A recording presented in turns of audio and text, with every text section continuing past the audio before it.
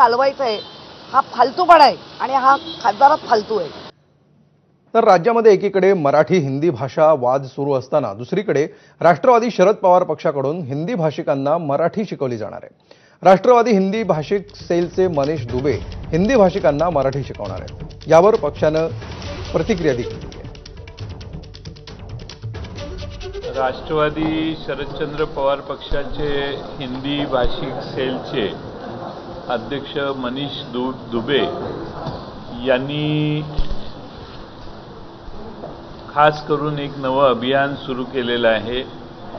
जे हिंदी भाषिक आहेत त्यांना जर मराठी शिकायचं असेल तर या अभियानाचा त्यांना फायदा होऊ शकतो।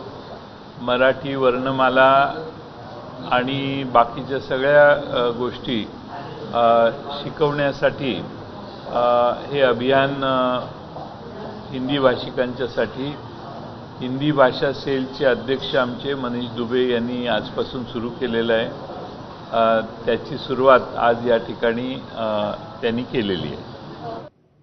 तर लोकसभेचे विरोधी पक्षनेते राहुल गांधी यांना सुप्रीम